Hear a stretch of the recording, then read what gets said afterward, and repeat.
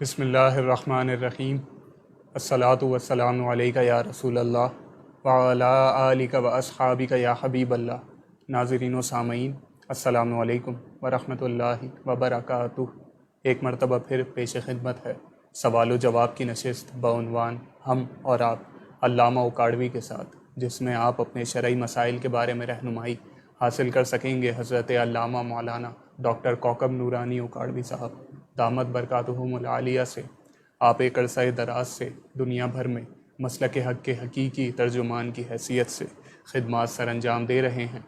آئیے ہم مل کر انہیں خوش آمدید کہتے ہیں۔ السلام علیکم ورحمۃ اللہ وبرکاتہ۔ جی وعلیکم السلام، اور تمام ناظرین و سامعین کو بھی السلام علیکم ورحمۃ اللہ وبرکاتہ۔ کراچی میں اور پورے پاکستان میں اس وقت جو حالات ہیں، اس میں سوائے اس کے کہ ہم لوگ سچی توبہ کریں، اللہ تعالیٰ سے معافی چاہیں۔ لوڈ شیڈنگ بہت زیادہ ہونے لگ گئی ہے، لوگوں کو اس گرمی کے موسم میں بہت تکلیف ہے۔ حکمران غیروں کے پابند ہیں، ان سے پیسے لیتے ہیں تو ان کا کہنا مانتے ہیں۔ جو گئے جو آئے سب کے سب اپنے جو مراعات ہیں، جو ان کو فیسلٹیز ملتی ہیں، اس میں کوئی کمی نہیں کرتے، سارا بوجھ عوام پر ڈالتے ہیں۔ پروگرام کے درمیان اگر لوڈ شیڈنگ کا مسئلہ ہو تو پریشان نہ ہوئیے گا، پروگرام جاری رہے گا۔ مہینہ شروع ہوا ہے ذوالقعدہ، ذی قعدہ، ذوالقعد، مختلف نام پکارے جاتے ہیں۔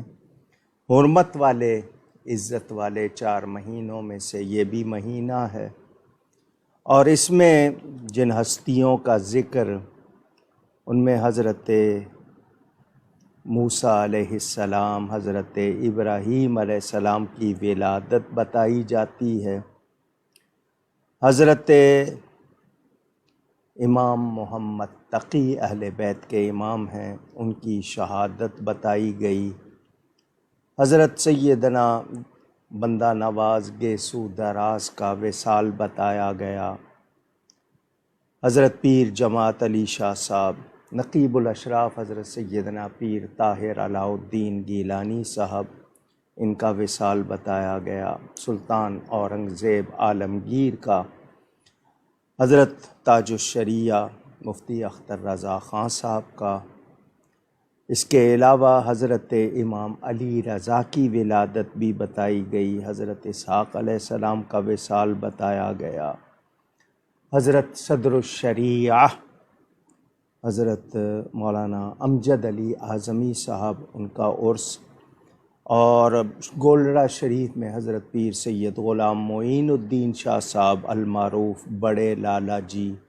ان کا بھی عرس بتایا گیا، اور اہل بیت میں سے ہی حضرت فاطمہ، ان کا قم ایران میں مزار ہے، ان کا بھی بتایا گیا۔ اللہ تعالی ان ہستیوں کی برکت سے ہم پر رحم فرمائے۔ سچی بات ہے، ماحول دیکھ کر بہت پریشان، لیکن ہم لوگ نہ توبہ کرتے ہیں نہ اپنا حال بدلتے ہیں۔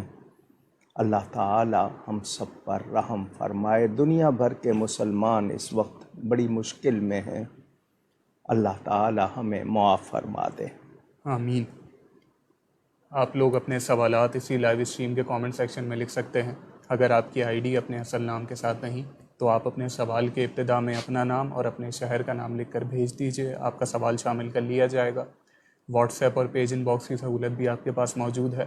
اگر دوران نشست آپ کو یہ محسوس ہو کہ آپ کا سوال شامل نہیں کیا جا رہا بار بار بھیجنے کے باوجود بھی، تو اس کی ممکنہ وجہ یہ ہوتی ہے کہ فیس بک کچھ کامنٹس کو آٹو ہائڈ کر دیتا ہے، مطلب کہ سامنے ایڈمن سے چھپا دیتا ہے لوگوں کی نظروں سے، تو جس کا نتیجہ یہ نکلتا ہے کہ آپ کا کامنٹ ہم تک پہنچتا ہی نہیں ہے، اور آپ یہ گمان کر رہے ہوتے ہیں کہ آپ کا سوال نظر انداز ہو رہا ہے، جبکہ حقیقت اس کے بالکل برعکس ہوتی ہے۔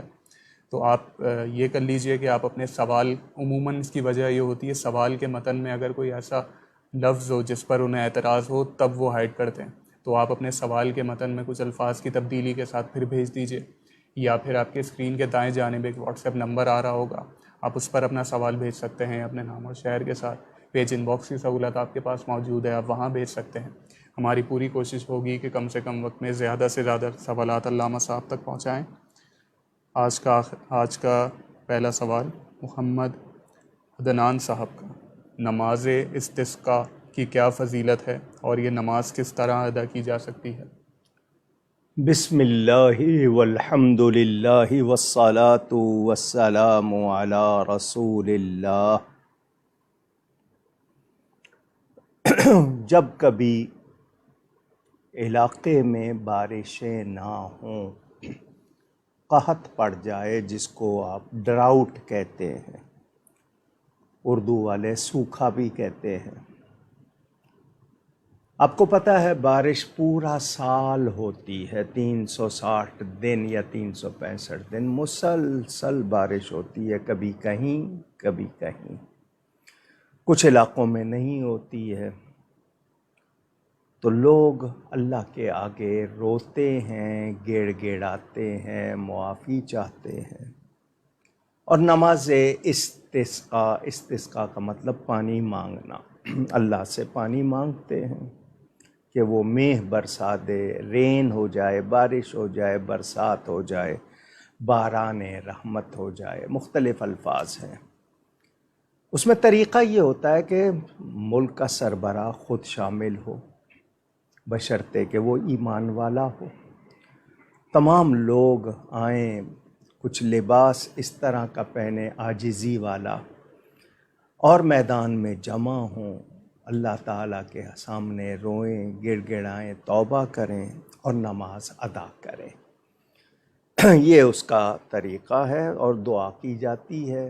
اصل چیز توبہ ہے، ہمیں ہر وقت توبہ کرتے رہنا چاہیے، کیونکہ جو سانس اندر گیا ہے پتہ نہیں اس نے باہر آنا ہے یا نہیں، پل بھر میں تو ہم ماضی بن جاتے ہیں، تو ہمیں توبہ کا وتیرہ رکھنا چاہیے، ہر وقت توبہ کرتے رہنا چاہیے۔ اللہ تعالی ہم پر مہربانی فرمائے، آمین۔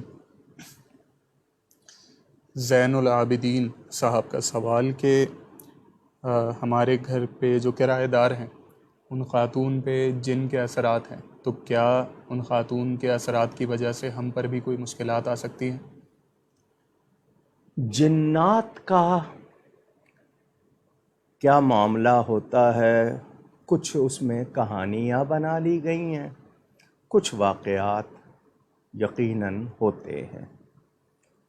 آپ بھی جن قابو کر سکتے ہیں، جن آپ کو قابو کر سکتا ہے، یہ دونوں باتیں ہوتی ہیں۔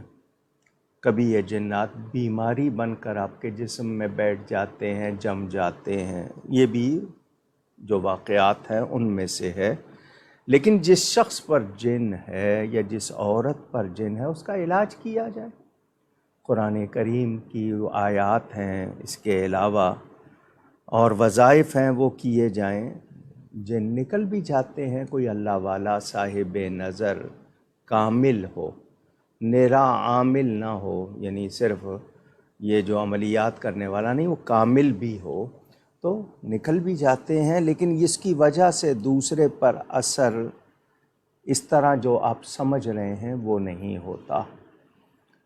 ضروری نہیں ہے، ہاں پاکی ناپاکی کا خیال نہ رکھنا، یا کوئی ایسی جگہ جس طرح لوگوں کو عام ہوتا ہے کہیں بھی پیشاب کر لیتے ہیں، نہیں کرنا چاہیے، خاص طور پر درختوں کے پاس نہیں کرنا چاہیے۔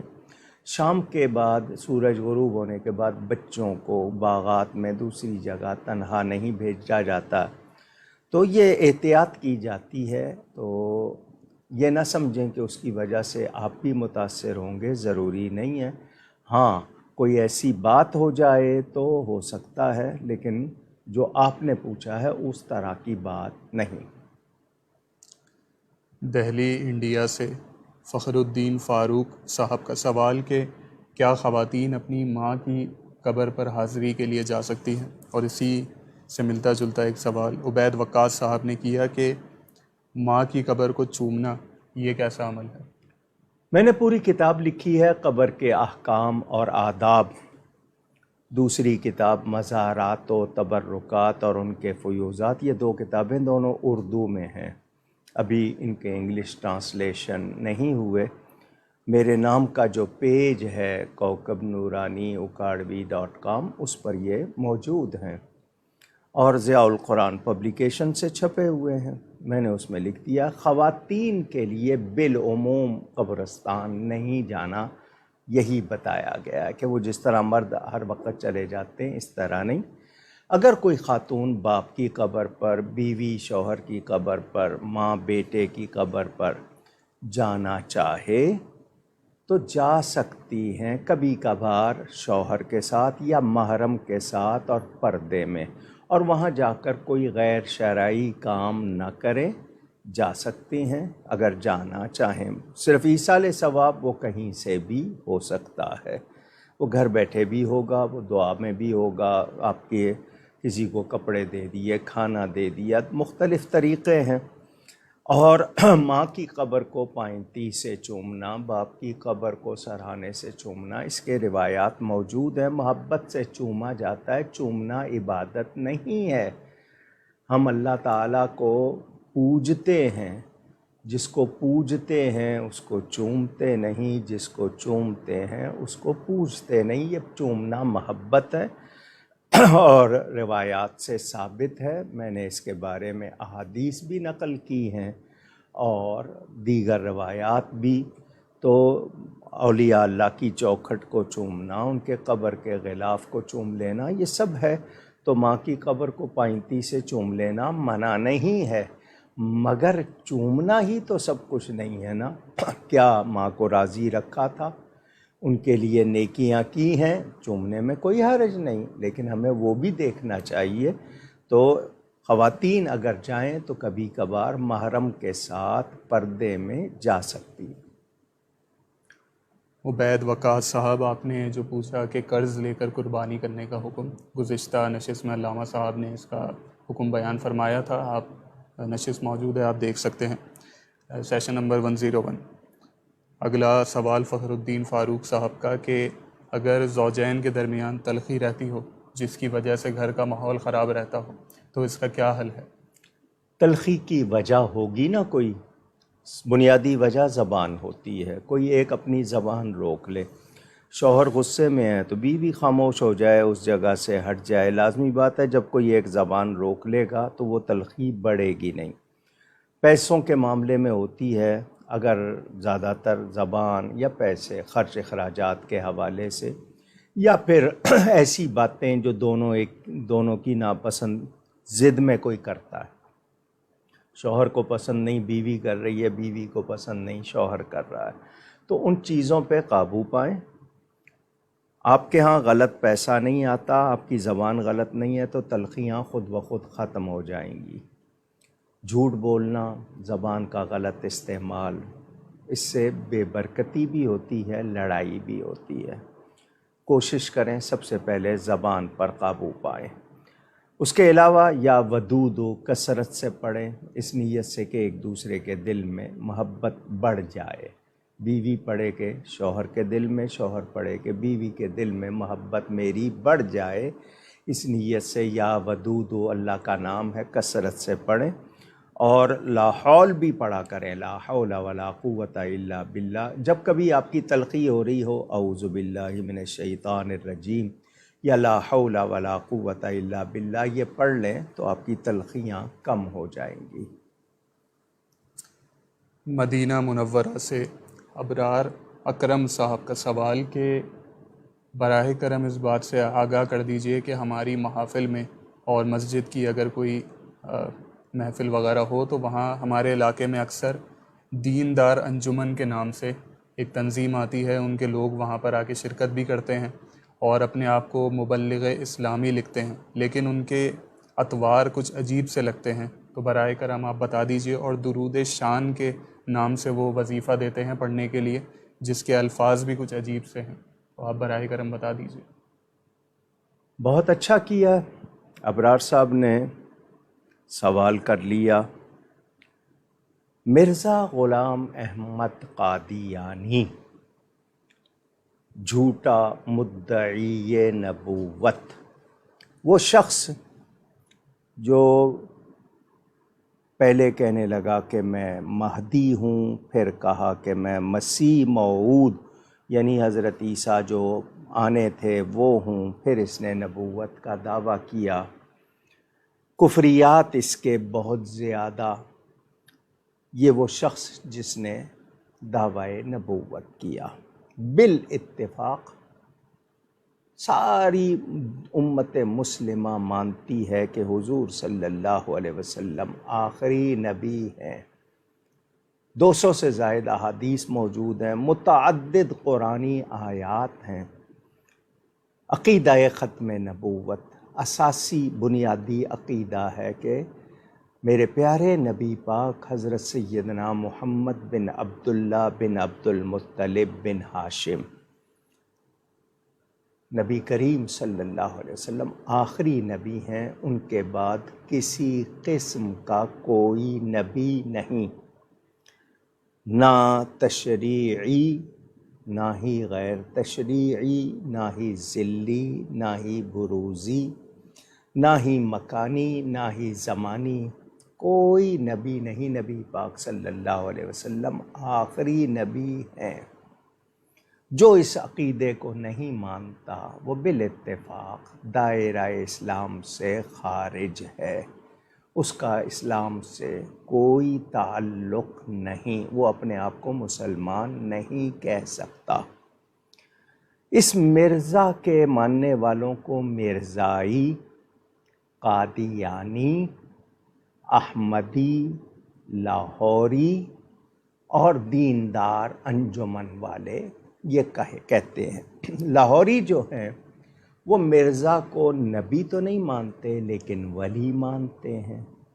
تو جو کسی مرتد کو مسلمان یا ولی مانے وہ خود کس حکم میں ہے، واضح بات ہے۔ تو یاد رہے یہ صدیق چند بشیسوار مرزا کا خلیفہ تھا، اس نے دیندار انجمن بنائی۔ وقار الفتاویٰ کتاب کا نام ہے۔ ہمارے اہل سنت و جماعت کے ایک بہت بڑے مفتی ابھی ماضی قریب میں ہی وصال فرما گئے، حضرت مولانا مفتی وقار الدین صاحب رحمۃ اللہ تعالی علیہ، اس میں انہوں نے باقاعدہ اس کے بارے میں ان سے سوال ہوا، انہوں نے جواب بھی دیا۔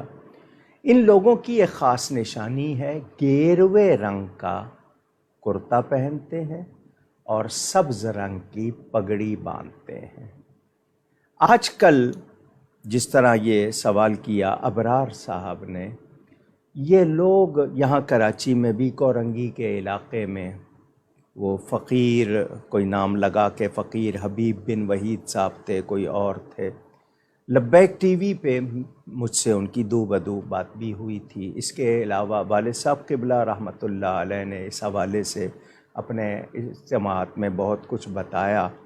یہ اسی مرزا کے خلیفہ کی یہ بنائی ہوئی انجمن ہے، اور ان کے بارے میں مفتی وقار الدین صاحب نے بتا دیا۔ کتابوں کے نام موجود ہیں، جو کتابیں ان کے ادارے سے چھپیں، اور یہ لوگوں کو دھوکہ دیتے ہیں۔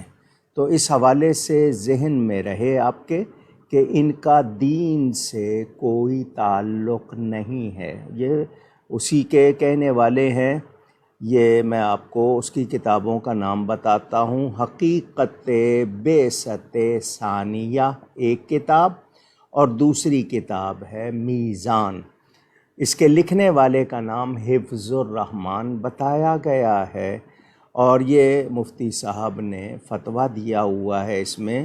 وہ کہتے ہیں کہ اس جماعت کے لوگوں کے ساتھ رشتہ داری یا اور کسی قسم کے تعلقات قائم کرنا جائز نہیں ہے، اور مسلمان لڑکے یا لڑکی کا ان کے ساتھ نکاح باطل ہے۔ یہ انہوں نے جواب دیے ہوئے ہیں۔ وقار الفتاویٰ جلد اول اور یہ صفحہ نمبر 299 لکھا ہوا ہے۔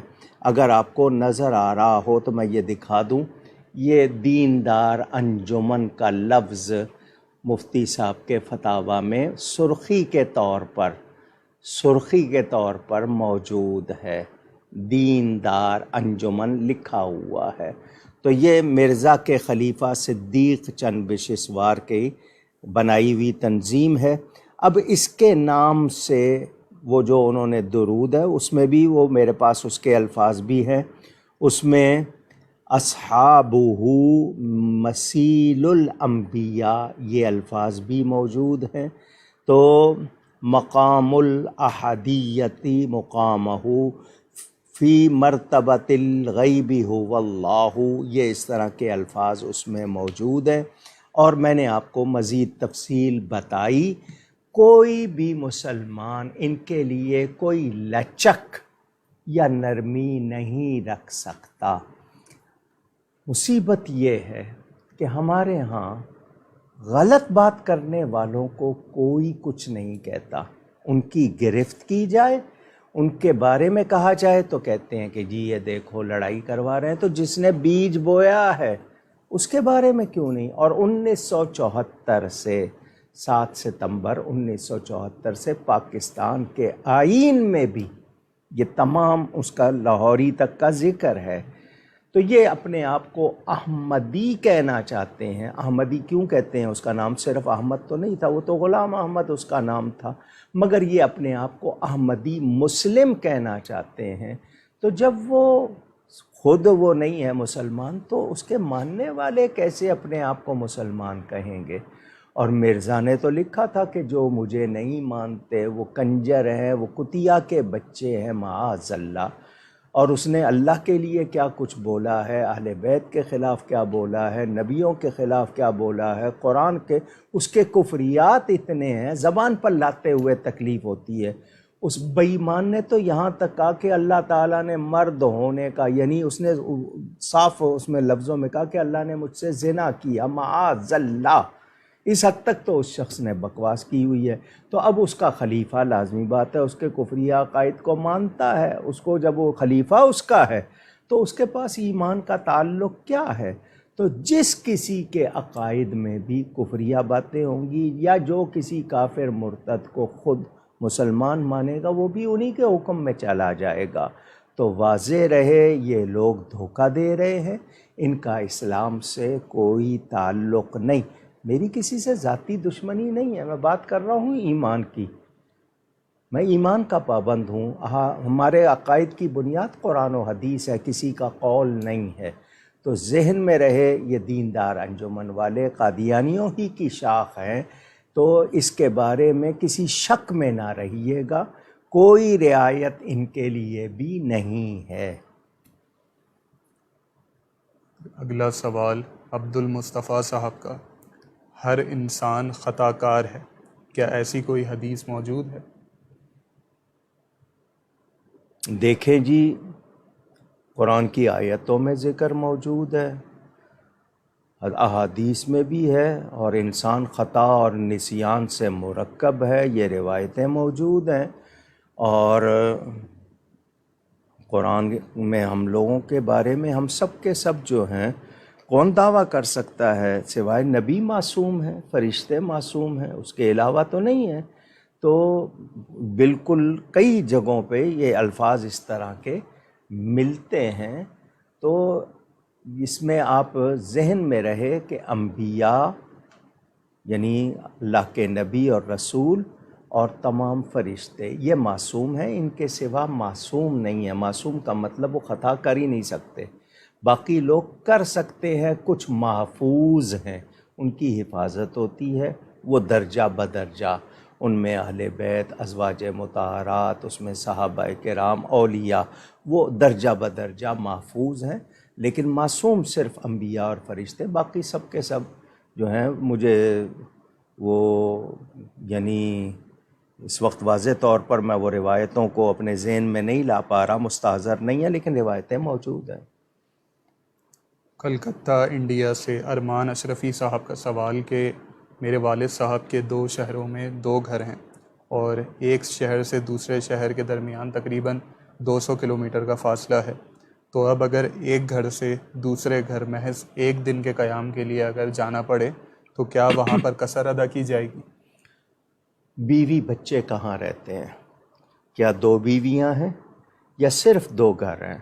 تو جو وطن اصلی ہے، جہاں رہتے ہیں، جہاں بیوی بچے ہیں، وہ ان کا اصلی گھر ہے۔ باقی انہوں نے گھر بنائے ہوئے ہیں، کہیں جائیں گے تو وہاں پر گھر بنایا ہوا ہے، تو گھر کا ہونا مسئلہ نہیں ہے۔ رہتے کہاں ہیں، کاروبار کہاں ہے، رہتے کہاں ہیں، بیوی بچے کہاں ہیں، وہاں کے حساب سے ہوگا۔ وہاں سے سفر کر کے کہیں جا رہے ہیں، اب کسی شخص نے کہیں فلیٹ لیا ہوا ہے، کہیں دوسرا لیا ہوا ہے، تو وہ اس کا گھر نہیں ہے، ٹھیک ہے نا؟ وہ اس نے اس لحاظ سے اپنی سہولت کے لیے کہ ہوٹل میں نہ رہوں، وہاں رہ لوں۔ تو بیوی بچے جہاں رہتے ہیں، گھر جہاں ہے، جہاں وہ اصلی طور پر رہتے ہیں، وہ ان کا وطن اصلی ہے۔ اس سے 92 کلومیٹر جائیں گے، 15 دن سے کم کی نیت ہے، تو مسافر ہوں گے۔ لکھنؤ انڈیا سے محمد اشرف خان صاحب کا سوال کہ اگر کسی شخص کی نکاح کی عمر ہو گئی ہو لیکن نان نفقہ نہ اٹھا سکنے کی وجہ سے وہ نکاح نہ کر پا رہا ہو اور خود لذتی کی عادت میں مبتلا ہو، تو اب اس کا کیا شرعی حکم ہوگا؟ جی، گناہ سے بچنے کے لیے دیکھیں، شادی کرنے سے بہت سے لوگ غنی ہو جاتے ہیں، ذکر ہے حدیث میں، یہ نہیں ہے کہ، لیکن یہ کہ آپ سسرال کو بتا سکتے ہیں کہ جی میری یہ حالت ہے، تو اس میں کہیں نہ کہیں کوئی انتظام، آپ کو ذمہ داری آتی ہے، آپ محنت کرتے ہیں، اللہ برکت ڈال دیتا ہے۔ لیکن گناہ سے بچنے کے لیے یا تو روزے رکھیں، اور ورنہ پھر یہ ہے کہ آپ کو نکاح کرنا چاہیے۔ نان نفقے میں بتا دیں ان کو کہ میری یہ حالت ہے، تو اس میں ہو جاتا ہے بہت سے لوگ، اور گھر داماد بھی بن جاتے ہیں بہت سے لوگ۔ اس کے علاوہ تو یہ گھر داماد آپ کے ہاں گالی بن گیا ہے، کچھ اس طرح کی لوگوں نے بنا لی ہے، تو کچھ لوگ کہتے ہیں جی بیٹی کے گھر سے پانی بھی نہیں پینا چاہیے۔ یہ ساری باتیں لوگوں کی بنائی ہوئی ہیں، شریعت کا حکم ایسا نہیں ہے۔ تو وہ اس کو چاہیے، چونکہ وہ گناہ میں پڑ رہا ہے، تو اس سے بہتر ہے کہ وہ نکاح کرے۔ بہار انڈیا سے محمد اعجاز عالم صاحب کا سوال کہ اگر عورت حالت حیض میں ہو تو کیا اس کا نکاح ہو جائے گا؟ جی نکاح ہو جائے گا، پتہ ہونا چاہیے، ان کو سسرال میں اشارے کنائے میں بتا دیا جاتا ہے۔ پہلے زمانے میں ہوتا یہ تھا کہ لڑکے والے لڑکی والوں کے پاس آتے تھے تاریخ لینے کہ جی کب رکھیں، تو وہ اسی مقصد یہی ہوتا تھا کہ وہ طہر میں، یعنی ایسی حالت نہ ہو کہ وہ حیض میں ہو بلکہ اس سے فارغ ہو چکی ہو، تو اسی لیے تاریخ لی جاتی تھی۔ اب تاریخ لیتی ہے حال سے کہ حال کس دن ملے گا، اب لڑکی والوں سے نہیں ہوتا ہے، اب حال کو دیکھ کے ہوتا ہے۔ ورنہ جی حال تو اس میں پتہ ہو اس کو، تاکہ یہ وہ ان کو معلوم ہو۔ تو کوشش تو یہی ہوتی تھی پہلے، لیکن اب ہم نے رواج بدل دیے ہیں، ہمارے یہاں سلسلے ہو گئے ہیں، تو نکاح تو ہو جائے گا، لیکن یہ ہے کہ اس میں چونکہ رخصتی کا مسئلہ آئے گا اور پھر دوسرے گھر والوں کا اور ان کی تقریبات کا مسئلہ آئے گا، تو ان کو پتہ ہونا چاہیے۔ حیدرآباد سے محمد فیاض حنفی صاحب کا سوال کہ اکثر یہ اعتراض کیا جاتا ہے کہ جب اللہ نے تمام تر اختیارات اپنے نبی صلی اللہ علیہ وآلہ وسلم کو دے دیے ہیں تو پھر اللہ سے مانگنے کا کیا فائدہ؟ اگر کسی کو بات سمجھ نہ آئے تو اعتراض کرنے سے پہلے سمجھنے کی کوشش کرے۔ اختیارات کیا ہوتے ہیں، کس درجے کے ہیں، معاملہ کیا ہے۔ اب یہ کہنا کہ اللہ سے کیوں مانگیں جب اختیار سارا نبی کے پاس ہے، یہ نری حماقت ہے۔ یعنی بالکل میں اس کو ناواقفی کہوں گا کہ آپ بات کو سمجھے نہیں ہیں۔ اللہ تعالیٰ ذاتی طور پر، حقیقی طور پر تمام کمال اور اختیار رکھتا ہے۔ اپنے حبیب پاک صلی اللہ علیہ وسلم کو اس نے مختار بنایا ہے، وہ خود سے مختار نہیں ہے۔ نبی کریم صلی اللہ علیہ وسلم کی جو بھی شان ہے وہ اللہ تعالیٰ کی عطا سے ہے، خود سے نہیں ہے۔ وہ خود اللہ کے رسول ہیں، ان کی ہر شان اللہ تعالیٰ کی عطا ہے۔ تو ہم ان کو مانتے ہی اس لیے کہ وہ اللہ کے رسول ہیں نا، اللہ ہی کی وجہ سے۔ تو بغیر عطاء الہی کے یا بغیر اللہ تعالیٰ کے دیے ہم ان میں کوئی کمال نہیں مانتے۔ اس اختیار کا یہ مطلب نہیں ہے کہ اب نبی پاک ہی سب کچھ ہے، یہ آپ نے جو سمجھ لیا نہیں۔ اللہ تعالیٰ اسی طرح شان والا ہے، نبی پاک سے اللہ کو پیار اتنا ہے کہ وہ ان کی بات نہیں ٹالتا۔ یہ کوئی دھونس نہیں ہے، یہ محبت ہے۔ تو اب آپ نے اس کو سمجھنا ہے کہ اس اختیار کا مطلب کیا ہے، یہ اللہ کی عطا ہے۔ تو اللہ تعالیٰ ہی ہے، ہم نبی پاک کا وسیلہ لیتے ہیں۔ ہاں نبی پاک سے اگر کوئی ڈائریکٹ کہتا ہے مجھے یہ کر دے تو اس کو بھی یہ ہے کہ یہ اللہ کی عطا سے شان والے ہیں، بے شک۔ خود سے نہیں ہے۔ تو اگر یہ تصور نہیں ہے آپ کے ذہن میں تو پھر آپ نے بات کو سمجھا نہیں ہے۔ محبہ ماکدہ صاحبہ کا سوال کہ کیا بیماری کی حالت میں اگر تولیہ گیلا کر کے اعضاء پر پھیر لیا جائے تو وضو ہو جائے گا یا طریقہ کچھ اور ہے؟ دیکھیں یہ گیلا کرنا نہیں ہے، وضو میں جن اعضاء کو ان کو دھونا ہے۔ اصل چیز پانی نہیں ہے، کوئی ایسا عذر ہے کہ پانی سے دھونے سے بیماری زیادہ ہو جائے گی تو حکم تیمم کا ہے۔ کوئی اگر ایسی معذوری ہے اور پانی لگانے سے نقصان ہے تو تیمم کا حکم موجود ہے۔ وہ جس کو اسفنج کرنا کہتے ہیں وہ اس کا قائم مقام نہیں ہے، لیکن ایسی کوئی مجبوری ہے تو آپ تیمم کر لیں۔ لاہور سے طاہر احمد صاحب کا سوال کہ بیوی سیدہ ہوں اور شوہر غیر سید ہو تو ان کے بچوں کو سید کہا جائے گا یا نہیں؟ جی نہیں، نسب جو ہے وہ باپ سے ہوگا۔ یہ صرف نبی پاک صلی اللہ علیہ وآلہ وسلم کی خصوصیت ہے کہ ان کی اولاد بیٹی سے چلی ہے، کسی اور کے لیے یہ نہیں ہوگا۔ لہٰذا اگر کوئی باپ سید نہیں ہے تو اولاد سید نہیں کہلائے گی، یعنی اولاد رسول نہیں کہلائے گی۔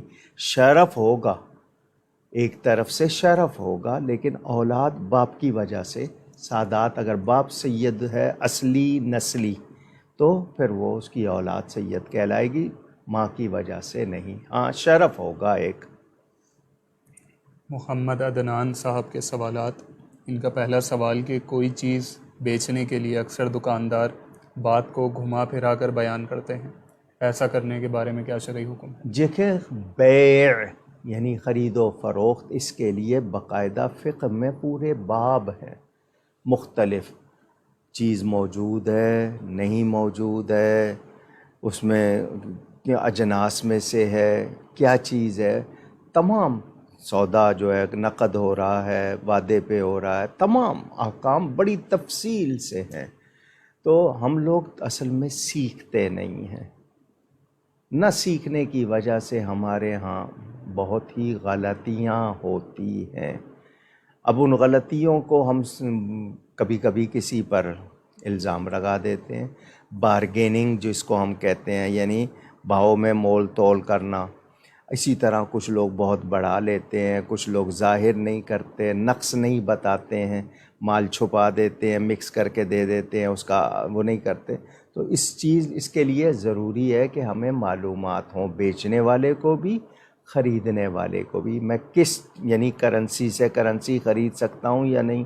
ہوتے تو سونے چاندی کے سکے تھے اصل میں، وہی چیز ہوتی تھی، اس کی جگہ آپ پیپر لے آئیں، پیپر کرنسی جس کو نوٹ کہتے ہیں آپ، کرنسی نوٹ، یہ آپ لوگ لے آئیں، چونکہ اس سے اب آپ سونا خرید سکتے ہیں۔ تو ہم لوگ ضروری ہے کہ اس بات کو سمجھیں، اگر نہیں سمجھیں گے تو ہم سے بہت غلطیاں ہوں گی۔ اصل اس سوال میں پہلو کیا ہے کہ وہ کوئی چیز بیچنے کے لیے بات گھما پھرا کر بات کرتے ہاں، اب باتیں گھمانا، مثلا یہ کہ قسمیں کھانا، مال بک جائے گا برکت نہیں ہوگی۔ اسی طرح یہ کہ کسی کو مائل کرنا، راغب کرنا، اگر وہ چیز اچھی ہے اور اسی میں صرف لفظوں کا استعمال کر رہا ہے لیکن وہ چیز کی حقیقت نہیں چھپا رہا تو کوئی حرج نہیں ہے۔ لیکن یہ کہ بات کچھ اور ہے بتا کچھ اور رہا ہے تو اس طرح گھمانا غلط ہو جائے گا، وہ دھوکہ دینے میں آ جائے گا۔ ان کا اگلا سوال کہ گورنمنٹ حج اسکیم، آپ کو ایک مثال دوں، مجھے آپ کا روک رہا ہوں، وہ کسی نے نا لوگوں کو مائل کرنے کے لیے کہہ دیا تربوز کے برابر انڈا، بورڈ لگا دیا تو لوگ کہنے لگے اتنا بڑا انڈا کس چیز کا ہوتا ہے، چلیں دیکھیں تو اس نے تربوز کے ساتھ انڈا رکھا ہوا تھا۔ تو جملہ تو پورا ہو گیا نا کہ تربوز کے برابر انڈا، لیکن لوگوں سے کھیلا وہ، تو وہ لوگ وہ سمجھ کے تو آئے کہ جی اس کے اسی سائز کا ہوگا، لیکن اس کے مطلب تھا کہ ساتھ رکھا ہوا ہے برابر انڈا۔ تو اس نے اس لفظ کو دیکھیں کیسے کیا، تو یہ ایک طرح سے دھوکہ دینا ہے۔ بالکل۔ ان کا اگلا سوال کہ گورنمنٹ حج اسکیم میں نام نہ آنے کی وجہ سے حج مؤخر کرنا کیسا ہے؟ ہمارے ہاں نیت المؤمن خیر من عملہ، ایمان والے کی نیت اس کے عمل سے بہتر۔ آپ نے ارادہ کیا، آپ کی طرف سے کوئی کمی نہیں تھی، آپ نے پوری تیاری کی، پیسے بھی تیار تھے، آپ کا ارادہ بھی پکا تھا، لیکن آپ نہیں جا سکے۔ اللہ تعالیٰ چاہے گا تو آپ کو حج کا ثواب دے دے گا، لیکن آپ نے خود سے نہیں کیا ایسا عمل کہ آپ نہیں جا رہے، مجبوری ہے، اس میں آپ معذور ہیں، لہٰذا کوئی ایسی بات نہیں۔ اللہ سے امید رکھیں کہ وہ ثواب ملے گا، دعا کریں کہ زندگی رہے تاکہ آپ حج ادا کر لیں۔ آمین۔ والد نے حج نہ کیا ہو تو بیٹے کے حج کا کیا حکم؟ نیز بیوی کے پیسوں سے شوہر کا حج کرنا کیسا ہے؟ یہ حج نفل ادا ہوگا یا فرض؟ دیکھیں، والد نے حج نہیں کیا تو بیٹا اگر اپنے حج پر جا رہا ہے، اپنے پیسوں سے اپنا حج ادا کرنے جا رہا ہے، کوئی منع نہیں ہے۔ والد نے نہیں کیا یا وہ نہیں کرنا چاہتے یا ان کے پاس پیسے نہیں ہیں، ان پہ حج فرض نہیں، بیٹے کے پاس گنجائش ہے تو والد کو ساتھ لے جائے، گنجائش نہیں ہے اور اس کے جانے پہ حرج بھی نہیں ہے، وہ بالغ ہو گیا ہے، اس کی اپنی کمائی ہے، وہ حج کو جاتا ہے تو اس کا حج ہو جائے گا۔ اب رہا سوال یہ کہ بیوی جو ہے وہ خود پیسے دے رہی ہے شوہر کو کہ آپ جائیں، میں پیسے دیتی ہوں، بیوی پہ حج فرض ہے، وہ ادا کر چکی ہے یا نہیں؟ اور یا کہ اس کے پاس صرف ہیں ہی اتنے اور لیکن وہ خوشی سے دے رہی ہے تو وہ دے سکتی ہے، لیکن یہ ہے کہ آپ اس سے مانگیں کہ نہیں مجھے دو، تو جب آپ کے پاس نہیں ہے تو آپ پر حج فرض نہیں ہے، کیونکہ حج کے لیے من استطاع الیہ سبیلا، استطاعت کا مطلب جسم بھی اس قابل ہو کہ ارکان ادا کر سکیں، سفر کر سکیں، اور مالی حیثیت بھی ہو کہ آپ کو کسی سے مانگنا نہ پڑے، گھر والوں کو خرچ دے کے جائیں، اپنا خرچ آپ کے پاس ہو، وہ استطاعت ہے۔ تو اگر وہ نہیں ہے تو آپ پہ حج نہیں ہے، لیکن بیوی خوشی سے دے رہی ہے آپ کو کہ جی میں پیسے دیتی ہوں، جائیں آپ حج کر لیں، تو وہ کر سکتا ہے۔ اگر کوئی اور دے رہا ہے کسی کو کہ بھئی میں تمہیں پیسے دیتا ہوں حج کرو، تو وہ کر سکتا ہے، یعنی اس کو منع نہیں ہے، لیکن اس پر حج اس وقت فرض ہوگا جب وہ خود ذاتی طور پر استطاعت رکھتا ہو، لیکن میں خود نہیں کر رہا، دوسرے کو بھیج رہا ہوں، تو اس کی وجہ کیا ہے؟ اگر میرے پاس ہے اور مجھ پہ حج فرض بھی ہے تو مجھے کرنا چاہیے۔ تو اب یہ ان کے پاس ہو سکتا ہے اتنا ہی ہو، لیکن وہ کہتے ہیں کہ نہیں میں اس کو کرا دوں، تو وہ اس صورت میں وہ خوشی سے دے گی، حج ہو جائے گا۔ اور کیا سوال تھا؟ یہی تھے؟ جی یہی۔ جی۔ ان کا اگلا سوال کہ کچھ لوگ رہن پر زمین رکھ کر قرضہ وغیرہ لیتے ہیں، یہ اس قرضہ لینے کا کیا حکم ہے اور آمدن کا کیا حکم ہوگا؟ آپ نے کسی چیز کو گروی رکھا، مارٹگیج کیا، رہن رکھا، آپ کی وہ چیز آپ کو ضرورت تھی پیسوں کی، اس سے آپ نے کہیں اور استعمال کرنا تھا، اب آپ نے وہ استعمال کر لیا ہے تو آپ نے اس کو واپس کرنا ہے پیسہ۔ اپنی زمین لینے کے لیے نہیں ہے تو آپ نے جتنا لیا ہے اسی کے برابر ہے تو وہ اس کے لیے ہو جائے گی، اس کو بتا دیں کہ میرے پاس رقم نہیں ہے، میں دوبارہ واپس نہیں لے سکتا، تو لہٰذا اس کو بیچ لو، جو تمہارے ہیں تم رکھ لو، جو مجھے ہیں مجھے دے دو، اس طرح کی جو آپس میں ان کے طے ہو جائے۔ لیکن یہ ہے کہ آپ نے اس کا استعمال کہاں کرنا ہے، رہن رکھنے کی نوبت آئی ہے تو آپ نے اس کا استعمال کہاں کرنا ہے، یہ آپ کو دیکھنا ہے کہ اگر آپ کوئی اہم چیز کر رہے ہیں تو ٹھیک ہے، ورنہ اپنی چیز گروی رکھوا رہے ہیں، گروی رکھوا سکتے ہیں، منع نہیں ہے، لیکن اس گروی پر کوئی ایسی شرط یا سود والی کیفیت نہیں آنی چاہیے۔ ان کا اگلا سوال کہ اچانک کسی کے گھر پر پہنچ کر سرپرائز دینا، یہ عمل کیسا ہے؟ تعلق کی بنیاد دیکھیں، اگر آپ کو پتہ ہے کہ جی آپ کا تعلق ایسا ہے کہ وہ آپ کے جانے سے خوش ہوں گے، ان کے لیے مسئلہ نہیں ہوگا، تو پھر تو ٹھیک ہے، لیکن آپ کسی ایسے کے پاس گئے ہیں کہ وہ پسند نہیں کرتا، تو یہ پھر ناپسندیدہ عمل ہوگا۔ اتنا تعلق ہے، اتنی محبت ہے، تو وہ اور بات ہے کہ آپ ان پر بوجھ نہ بن جائیں یا آپ ان ناگواری کا احساس نہ ہو، تو تعلق دیکھ کر ایسا کرنا چاہیے۔ شکیلہ فیاض صاحبہ کا سوال کہ اگر انسان نماز میں کوئی ایسی بات یاد آ جانے پر کہا لگا دے تو اب کیا نماز قائم رہے گی؟ اسی طرح اگر بعض اوقات دل اتنا بھرا ہوا ہوتا ہے کہ نیت باندھتے ہی آنسو بہنا شروع ہو جاتے ہیں، اس سے نماز پر کوئی فرق پڑے گا؟ تبسم، ہنسنا اور قہقہا 3 چیزیں ہیں۔ صرف تبسم ہو جائے ہلکا سا، نہ وضو ٹوٹے گا نہ نماز ٹوٹے گی، لیکن آپ کی ہنسی زیادہ ہو گئی تو نماز ٹوٹ جائے گی، قہقہا لگے گا تو وضو بھی ٹوٹ جائے گا۔ تینوں باتیں ہو گئیں۔ اب رہی بات آنسو آنے کی، تو دنیا کے کسی مسئلے کے لیے اگر آپ کو دھیان ادھر ہے تو آپ کو توجہ سے پڑھنا چاہیے۔ تھوڑا ہلکی آواز بڑھا لیں گے تو آپ کی توجہ ہٹ جائے گی۔ ویسے کوئی روحانی کیفیت ہے، آنسو آ رہے ہیں، اللہ اس کے رسول کی محبت میں آ رہے ہیں، وہ تو بہت پیاری چیز ہے۔ اللہ کے خوف سے رو رہے ہیں، بہت اچھی بات ہے۔ لیکن دنیا کا کوئی مسئلہ ہے تو خود پر قابو پائیں اور توجہ سے پڑھیں، کیونکہ دھیان سارا ادھر ہو جائے گا تو آپ کے پڑھائی میں اور نماز کا جو خشوع اور خضوع کا مطلب ہوتا ہے دل کا شامل ہونا، دل سے آپ کا وہ کرنا، اور ایک عاجزی کی کیفیت، گڑ گڑانے کی کیفیت وہ ہونی چاہیے کہ میں کس کی بارگاہ میں کھڑا ہوں، تو وہ کیفیت ہو۔ تو دنیا کے کسی مسئلے کے غم کی وجہ سے اگر ویسے کوئی آنسو آ گیا، لیکن یہ کہ آپ کی توجہ اگر پوری ادھر جا رہی ہے تو پھر آپ کو سنبھلنا چاہیے۔ لیکن یہ کہ ناک بہہ رہی ہے تو آپ کے پاس ہلکا سا کوئی ٹیشو یا کاغذ ہے تو آپ اس کو صاف کر سکتے، لیکن اگر زیادہ ہو گیا ہے اور آپ کی پوری جناب وہ کیفیت تو پھر نماز ٹوٹ جائے گی۔ مرزا علی نظامی صاحب کا سوال کہ اخبار وغیرہ پر قرآنی آیات اور ان کے ترجمے لکھے ہوئے ہوتے ہیں، کیا اس اخبار کے حصے کو بغیر وضو چھوا جا سکتا ہے؟ جی، قرآن کے لیے حکم ہے، ایک پوری یعنی کتاب ہے، اس میں کہیں کہیں قرآنی آیات ہیں، اس کے لیے وہ حکم نہیں ہے۔ اگر قرآن بہت زیادہ ہے اس میں اور ترجمہ بھی ہے لیکن قرآن کے الفاظ بہت زیادہ ہیں تو ہم اس کے لیے احتیاط کریں گے، لیکن کہیں اگر اس کا ترجمہ ہے یا کوئی کچھ آیات ہیں تو اس کے لیے یہ حکم نہیں ہے۔ رہا اخبار، تو اخبار میں لازمی بات ہے پورا قرآن نہیں ہوتا، ایک آدھی آیت، تو ان کو بھی احتیاط کرنی چاہیے۔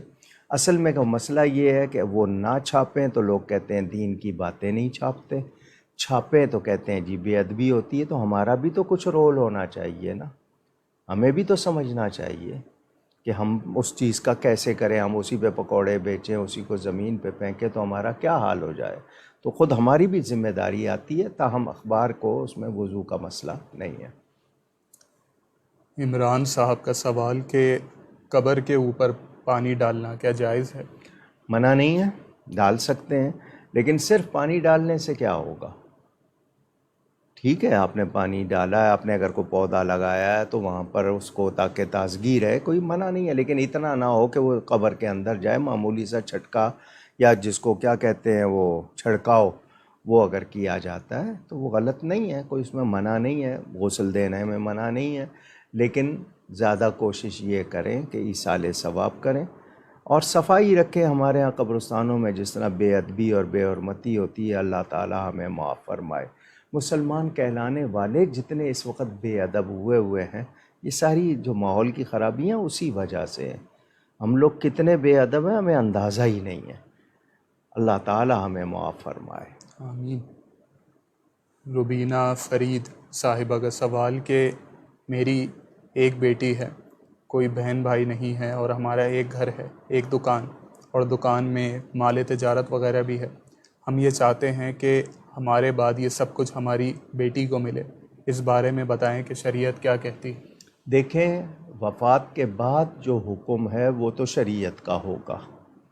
آپ زندگی میں اس کو مالک بنا رہی ہیں تو اس کو قبضہ دے دیں، مکمل قبضہ، جس کو ہبہ کرنا جو ہوتا ہے نا، ہبہ کا مطلب گفٹ کرنا، تو آپ نے قبضہ نہیں دیا، صرف گفٹ کرنے کا کہا یا لکھا، لیکن قبضہ نہیں دیا، مالک نہیں بنایا، تو پھر وہ شریعت کے مطابق ہوگا۔ ہاں، آپ نے دنیا میں اس کو مالک بنا دیا، الگ کر دیا، اور اب آپ کا اس میں کوئی وہ نہیں ہے، یعنی آپ نے اس کو مکمل مالک بنا دیا، تو وہ ہو سکتا ہے۔ لیکن یہ کہ آپ اس کو ایسا کریں، آپ بہت زیادہ 2/3 کا مالک بنا دیں، 3 حصے کریں، 2/3 کا مالک بنا دیں، 1/3 شریعت کے مطابق رہنے دیں، بہن بھائیوں کو بھی مل جائے گا۔ لیکن آپ پورا چاہتی ہیں، آپ کو اختیار ہے، کیونکہ آپ مالک ہیں۔ تو جو مالک ہے اس کو اختیار ہے، وہ زندگی میں ہی اس کو مالک بنانا چاہتے ہیں، بنا دیں، لیکن مالک بنانا ہوگا اور قبضہ دینا ہوگا، جی، صرف پیپر لکھنے سے نہیں ہوگا۔ راولپنڈی سے نوید احمد صاحب کا سوال کہ میں نے سنا ہے کہ نبی پاک صلی اللہ علیہ وسلم کے وصال مبارکہ کے بعد جب حضرت عائشہ رضی اللہ تعالی عنہا کو محسوس ہوا کہ ان پر جادو کا اثر ہے، تو نبی پاک صلی اللہ علیہ وآلہ وسلم نے ان کے خواب میں تشریف لا کر ان سے فرمایا کہ 7 کنوؤں کا پانی لاؤ اور غسل کرو۔ تو یہ پوچھتے ہیں کہ یہ آج کے دور میں 7 کنوؤں کا پانی لانا یہ تو بہت مشکل عمل ہے، تو یہ سنت کس طرح پوری کی جائے؟ نیز بیمار بندے کو بیری کے پتوں سے غسل دینے کا مسنون طریقہ کیا ہے؟ یہ جو آپ آج کل صابن سوپ استعمال کرتے ہیں، پہلے صابن نہیں تھا۔ جب تک صابن نہیں تھا، یا لوگوں ایسی مٹی ہوتی تھی یا ایسے پتھر ہوتے تھے جن سے وہ میل کچیل دور کرتے تھے، تو یہ قدرتی طور پر بیری کے پتوں میں اثر ہوتا ہے۔ گرم پانی ہو، اس میں بیری ڈال دیں تو وہ صابن کا کام کرتا ہے۔ بہرحال وہ جو بات انہوں نے کی ہے، اس کے لیے ان سے یہ کہوں گا کہ ہر حکم سب کے لیے نہیں ہوتا، یہ ذہن میں رہے۔ ہر حکم سب کے لیے نہیں ہے، بعض چیزیں ہیں جو سب کے لیے ہو جاتی ہیں۔ اب یہ جو بات انہوں نے کی ہے، اگر سند کے ساتھ بالکل صحیح ہے اور وہ ثابت ہو، تو قرآن کریم میں آخری دونوں قل معوذتین جادو کے توڑ کے لیے ہیں۔ اس کے علاوہ کلام الہی ہے، لا حول ولا قوت الا باللہ، کثرت سے پڑھتے رہے، شیطان نہیں رہتا تو اور کیا چیز۔ لیکن ہمارے پاس نہ وہ یقین ہے، نہ ہمارے پاس پاک زبان ہے۔ جب کھائیں گے حلال نہیں تو زبانوں میں تاثیر کہاں سے آئے گی؟ تو ذہن میں رہے، جادو کا توڑ اور بھی ہو جاتا ہے، اور یہ بیری کے پتے میں نے جیسے بتایا، آج کل لوگ صابن وغیرہ استعمال کر لیتے ہیں، نئی چیزیں ایجادات ہو گئی ہیں، تو اصل مقصد جو ہوتا ہے نا وہ دیکھنا چاہیے۔ مثال کے طور پر مسواک کا حکم ہے۔ اب مسواک بذات خود لازمی بات ہے، سنت بھی ہے، اور اس میں جو تاثیر ہے وہ ٹوتھ برش میں نہیں ہے، مگر حکم کیا ہے؟ صفائی۔ تو وہ ٹوتھ برش سے، منجن سے بھی حاصل ہو رہی ہے، کسی اور پاؤڈر سے بھی حاصل ہو جائے گی، مگر سنت کا وہ جو مزہ، اور مسواک کو آپ کسی حالت میں بھی غلط نہیں کہہ سکتے، یعنی اس کی تاثیر وہ دانتوں کے لیے، مسوڑوں کے لیے، جبکہ ٹوتھ برش کے نقصان بھی ہو جاتے ہیں۔ ٹوتھ پیسٹ میں آپ کے بہت کچھ ملا ہوتا ہے، جس سے لوگ کہتے ہیں میموری، آپ کی یادداشت متاثر ہوتی ہے، اور پتہ نہیں کیا کیا ہوتا ہے۔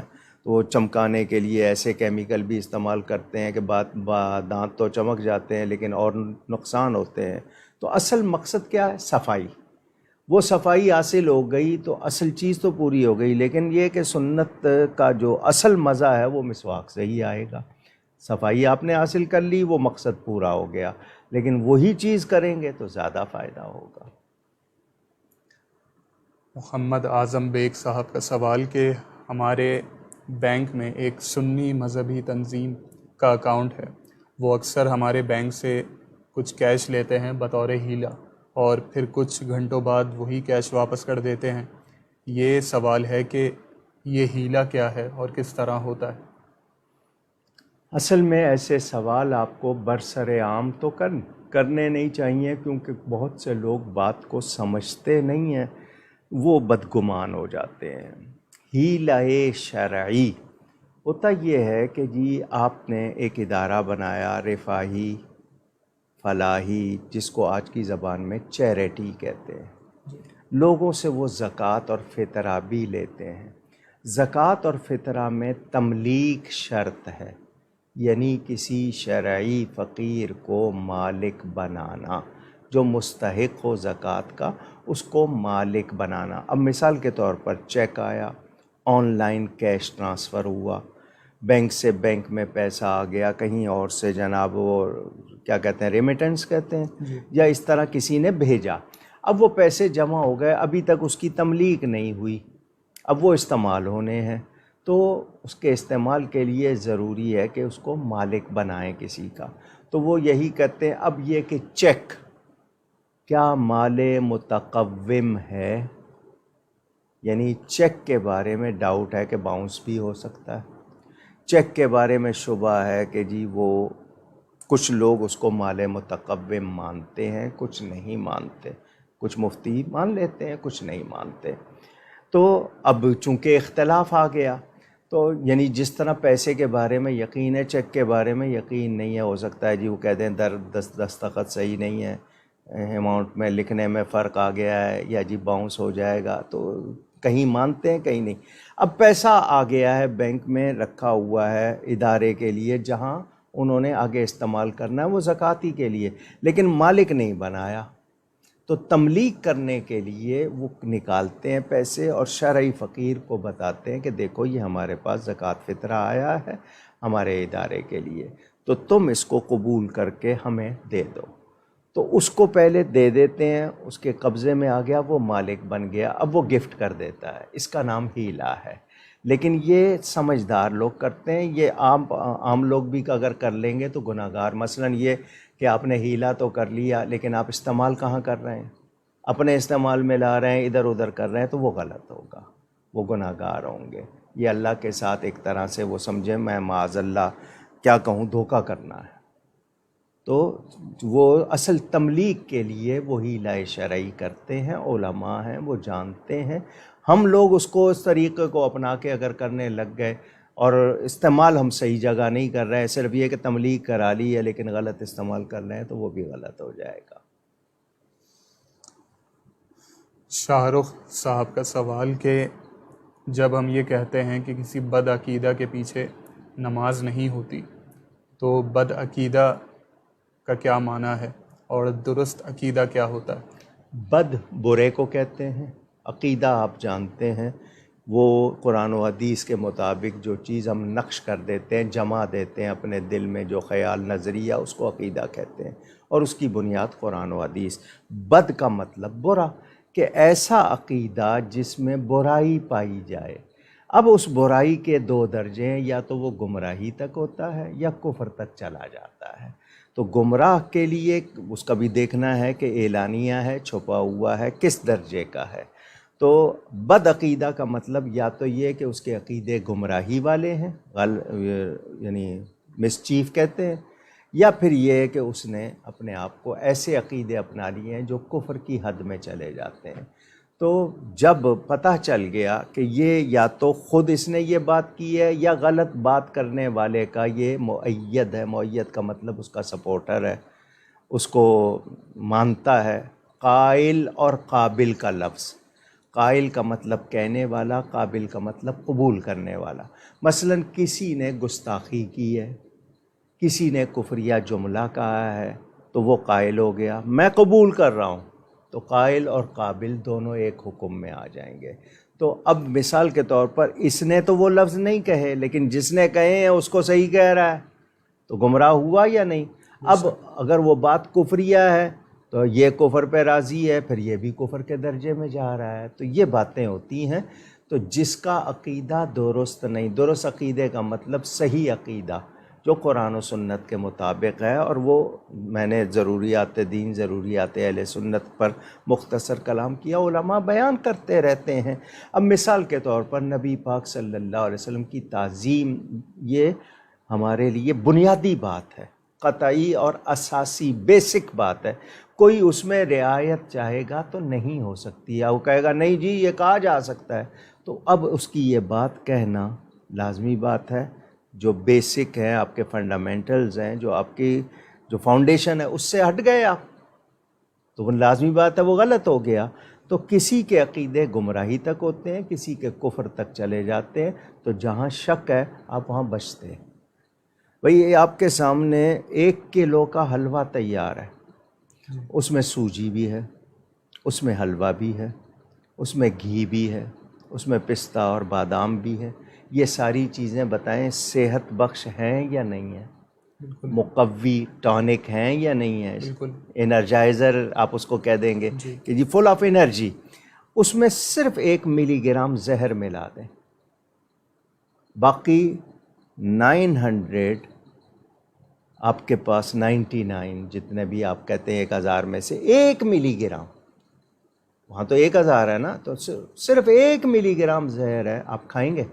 نہیں وہ کہے گا جی یہ دیکھو جی سوجی روا جس کو کہتے ہیں طاقت والی ہے، چینی طاقت والی ہے، یہ گھی دیکھیں خالص ہے، یہ دیکھیں بادام پستہ، وہ کہیں گے یہ ساری چیزیں صحیح ہیں، یہ 900 کتنے گرام فائدہ نہیں کرے گا جتنا یہ 1 گرام بیڑا غرق کر دے گا۔ تو آپ صرف 1 ملی گرام کی وجہ سے وہ باقی ساری چیزوں کو قبول نہیں کر رہے۔ تو بات کو سمجھیں، کسی میں معمولی سی بھی اگر ایسی بات ہے، میرے نبی پاک صلی اللہ علیہ وسلم کے بارے میں گستاخی ہے، اہل بیت کی شان میں، صحابہ کرام کی شان میں، یا دین کی بنیادی قطعی باتوں کے معاملے میں ذرا سی بھی غلطی ہے، تو اس کی باقی ساری چیزیں برباد ہوں گی یا نہیں ہوں گی؟ بالکل ہوں گی بے شک۔ شیطان نے ایک سجدہ نہیں کیا تھا نا، کہاں گئی عبادت ساری؟ تو سمجھنا چاہیے۔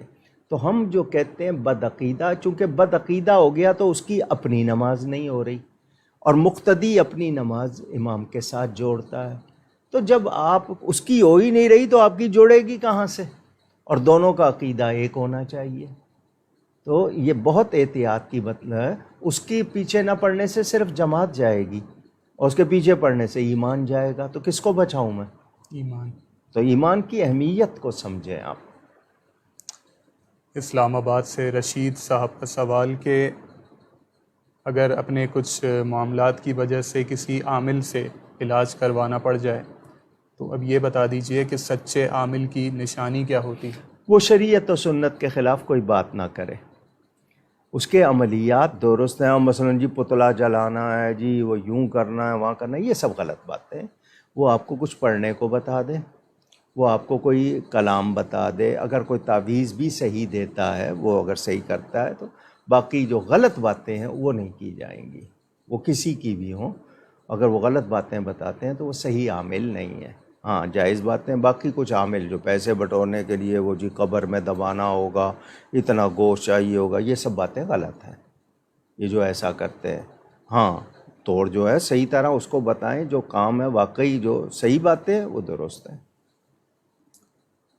ان کا اگلا سوال کہ اکثر دیکھا گیا ہے کہ ہمارے حکمران عمرے کی ادائیگی کے وقت کے بعد حلق نہیں کرواتے، کیا ان کا عمرہ ادا ہو جاتا ہے حلق کیے بغیر؟ 2 حکم ہیں، حلق اور قصر۔ ہر بال کا چوتھائی حصہ، آپ کے سر پر جتنے بال ہیں ان کے آپ 4 حصے کر لیں تو چوتھائی حصہ، یا پورے سر میں سے کہیں پورے سر کو ناپ کے اس کا چوتھا حصہ، مثلا یہ کہ آپ اندر ایک دائرہ بنا لیں، باقی سائیڈوں پہ بال رہیں گے تو چوتھا حصہ یا ہر بال کا چوتھائی حصہ۔ یہ اگر یہ بھی نہیں کرتے تو پھر وہ ان کو بال اتنے پیارے ہیں تو عمرہ کیوں کرتے ہیں؟ وہ حکمران ہوں یا کوئی بھی ہوں، ان کے جو ہیں اگر یہ ان کی نیت میں ہی نہیں ہے، وہاں جا کے ادب ہی نہیں ہے، وہاں بھی اپنے پروٹوکول پہ ہم کس کی بارگاہ میں گئے ہو؟ وہاں عاجزی کرو، وہاں عاجزی پسند ہے، وہاں پر اللہ کی بارگاہ میں ذرا سوچو کہ یہ احرام کیوں پہنا دیا؟ کیونکہ آپ کا جو دوسرا لباس سلا ہوا ہوتا ہے، آپ کو بے سلا لباس 2 چادریں پہنائیں، سلائی آپ کو جوڑتی ہے نا، تو ڈیٹیچ ہو جائیں، ذرا دنیا سے کٹ جائیں، دیکھیں اللہ کی بارگاہ میں جا رہے ہیں، آپ بہت بنتے سنورتے ہیں، یہاں دیکھیں کہ آپ کو یہ لباس پہنایا گیا، ذرا یاد کریں، کچھ آپ کو سبق دیے جا رہے ہیں، آپ وہ محسوس، مثلاً کنکر مار رہے ہیں حاجی حضرات، شیطان کو کنکر کیوں مار رہے ہیں؟ وہ رکاوٹ بنا تھا اللہ کا حکم پورا کرنے میں، تو جو اللہ کا حکم پورا کرنے میں رکاوٹ بنے اسے تو پتھر مارنے چاہیے۔ سبق یہ ہے کہ ہم نے سیکھا، تو اصل چیز ان حکمرانوں کی باتوں پہ نہ جائے، یہ لوگ اللہ ان کو ہدایت دے، میں کیا کہوں، یہ جاتے ہیں ننگے سر نماز پڑھتے ہیں مدینہ منورہ میں روضہ رسول پر، جس حلیے میں جس طرح جاتے ہیں، کچھ سوچنا چاہیے کس کی بارگاہ میں آئیں۔ غیروں کے ہاں جانا ہو تو ان کی رسمیں پوری کر لیتے ہیں، تو ان کو خیال کرنا چاہیے۔ لیکن یہ کہ حلق حضور صلی اللہ علیہ وسلم نے 3 مرتبہ ان کے لیے دعا فرمائی جو پورا سر مڈاتے ہیں، اور 1 مرتبہ دعا ان کے لیے فرمائی جو قصر کراتے ہیں۔ آپ کا زندگی کا پہلا عمرہ ہے، آپ حلق کرائیں یعنی پورا سر منڈائیں، جس کو گنجا ہونا یا ٹینڈ وغیرہ کہتے ہیں، آپ بول بھی کہتے ہیں۔ جی تو اب آپ کے اگر بار بار عمرہ کر رہے ہیں تو آپ وہ قصر کر لیں، ہر بال کا چوتھا حصہ تو وہ کریں۔ اگر وہ نہیں کرتے ہیں، بال کٹ گئے، آپ کے احرام تو کھل جائے گا کیونکہ بال کٹ گئے، لیکن یہ کہ آپ کو وہ ثواب ہی نہیں چاہیے تو آپ گئے کیوں ہیں؟ میں تو اکثر لوگوں سے کہتا ہوں بال اتنے پیارے ہیں تو جاتے کیوں؟ معاذ اللہ۔ اور لوگ جس طرح آج کل وہاں کر رہے ہیں، اب احرام کی کوئی پابندی نہیں، جوتے پہن رہے ہیں مطاف میں، صفا مروہ میں، جو لوگوں نے حال بنایا ہوا ہے، ادب کا نام و نشان نہیں۔ اللہ قبول کر لے۔ باقی بہت ہم لوگ جو ہے نا لاپرواہ ہو گئے۔ یعنی مجھے پرائم منسٹر ہاؤس جانا ہے، کسی فیکٹری میں جانا ہے، کسی آفس میں جانا ہے، میں ان کی ایک ایک بات کو پورا کرتا ہوں۔ جی آپ یہ نہیں پہن سکتے، آپ کی جیب میں یہ نہیں ہونا چاہیے، آپ یوں نہیں، وہ سب۔ اور اللہ کی بارگاہ میں جا کے مجھے اگر اپنا اتنا ہی زیادہ احساس ہے اور حکم پورا نہیں کر رہا ہوں تو پھر میں کیا کر رہا ہوں؟ اللہ ہمیں ہدایت دے۔ آمین۔ علی اعجاز صاحب گوجرانوالا سے وہ پوچھتے ہیں کہ کیا اپنے پیر صاحب کے ہوتے ہوئے کسی دوسری روحانی شخصیت سے روحانی علاج کروایا جا سکتا ہے؟ دیکھیں، پیر سے مراد صرف یہ کہ آپ کا جو سچا پیر ہے، منگل نہیں کا بات کر رہا، سچا پیر ہے، شریعت و سنت کا پابند ہے، 2 ہی نشانیاں نا، ایمان اور تقوی۔ وہ اگر سچا پیر ہے تو آپ کی نسبت بیعت ارشاد قائم ہو گئی۔ آپ دعا کہیں سے بھی لے سکتے ہیں، فیض برکت کہیں سے بھی لے سکتے ہیں، منع نہیں ہے، لیکن اس کو اپنے پیر کا ہی فیض جانیں اگر وہ سچا ہے۔ اور اگر نسبت قائم ہی نہیں ہوئی ہے تو پھر آپ 50 جگہ پہ جائیں، وہ آپ کی مرضی ہے، آپ جو بھی کرتے پھریں۔ اصل چیز ہے نسبت کا قائم ہو جانا۔ نسبت ایک بار قائم ہو گئی تو فیض شروع ہو جاتا ہے، روحانی سفر شروع ہو جاتا ہے، لیکن وہ ہوگا اسی شخص کو جس کی بیعت نسبت صحیح ہوگی، صحیح جگہ قائم ہوگی۔ آج کل لوگ رسم بنا لی ہے، الا ماشاء اللہ، سب کا حال ایک جیسا نہیں، مگر اکثر رسمی ہیں۔ وہ ایک پیر صاحب دوسرے کے پاس جانے سے منع کرتے ہیں کہ مطلب یہ کہ یہ گیا تو معلوم ہوا کہ انہی کا نہ ہو جائے، میرا نذرانہ نہ بند ہو جائے، میرے سے تعلق، یہ کاروبار بن گیا ہے۔ الا ماشاء اللہ، اللہ تعالی صحیح نسبت اور صحیح تعلق عطا فرمائے۔ آمین۔ ان کے سوال کا دوسرا حصہ کہ روحانی علاج کرنے والا کیا پیسے لے سکتا ہے؟ جی لے سکتا ہے، لیکن یہ کہ کاروبار نہ بنائے، اس کو لے سکتا ہے۔ صحیح حدیث ہے، حضور صلی اللہ علیہ وسلم کے صحابہ آ رہے تھے تو ایک لڑکی آئی کسی علاقے میں، وادی میں، اس نے لوگوں سے پوچھا تم میں سے کوئی منتر جانتا ہے؟ کہ کیا ہو گیا؟ کہ ہمارے سردار کو بچھو نے کاٹ لیا ہے۔ تو وہ صحابی تھے، انہوں نے کہا کہ ہاں میں علاج کر سکتا ہوں۔ گئے اس کے پاس، ان کا 20 بکریاں لوں گا۔ انہوں نے کہہ دیا ٹھیک ہو گیا، دے دیں گے۔ انہوں نے سورہ فاتحہ پڑھ کے دم کیا، اللہ تعالیٰ نے شفا دے دی، 20 بکریاں لے لی، 20 یا 30۔ مدینہ منورہ پہنچے تو صحابہ نے کہا کہ جی یہ بکریاں تو لے آئے ہیں، کیا ہمارے لیے جائز ہیں؟ ان کا چلو حضور صلی اللہ علیہ وسلم سے پوچھ لیتے ہیں۔ حضور صلی اللہ علیہ وسلم کی بارگاہ میں آئے اور بتایا تو حضور نے فرمایا تمہیں پتہ چل گیا کہ سورہ فاتحہ میں منتر بھی ہے، علاج بھی ہے۔ فرمایا جو بکریاں لی ہیں صحیح لی ہیں، اس میں میرا حصہ بھی لگانا۔ سبحان اللہ۔ تو یہ کہ لے سکتے ہیں، لیکن یہ جو آج کل کلینک بن گئی ہے نا کہ تعویذوں کے ریٹ رکھے ہوئے، یہ نہیں کرنا چاہیے۔ کاروبار نہ کریں، لیکن یہ کہ تعویذ لکھنے کے، پیسے کرنے کے، وہ اجرت لے سکتا ہے۔ آج کل تو ہر چیز کی اجرت، مثلاً ایک شخص واعظ کو جاتا ہے، وہ اپنے وقت دینے کے، اپنے محنتانہ لے سکتا ہے، تو نعت پڑھنے کے لیے تو نہیں ہو سکتا، مگر قرات کے لیے، نعت کے لیے، پتہ نہیں کس کس چیز کے لیے آج کل سب کچھ کمرشلائز ہے۔ ان کا اگلا سوال کہ والدین کی قبر فرط محبت میں ان کی قبر کی مٹی سر پر ملنا اور قبر کو چومنے کا تو حکم آپ نے علامہ صاحب نے کچھ سوالات پہلے بتایا، آپ ریوائنڈ کر کے دیکھ سکتے ہیں. سر پر مٹی ملنا، یہ محبت کا یہ کون سا انداز ہے؟ وہ ویسے مٹی لے لی، سونگ لی، یا تھوڑی دیر کے لیے آنکھوں سے لگا لی، وہ اور بات ہے، لیکن ملنے کا کیا مطلب ہے؟ سر پر خاک ڈالنا تو آپ کے ہاں بری بات سمجھی جاتی ہے، جی بلکہ کہتے ہیں نا اس کے سر پہ خاک پڑے تو خاک آلود ہو. تو اگر ویسے اس نے کبھی کر لیا محبت میں، لیکن یہ کہ اس کو کوئی طریقہ نہ بنائے. ہو گیا ایک آدھ مرتبہ، اس وقت نہیں تھا، اس کو کوئی کیفیت میں تھا، کر لیا، لیکن یہ نہیں ہے کہ اس کو وہ جائز سمجھ کے ہر بار کرے.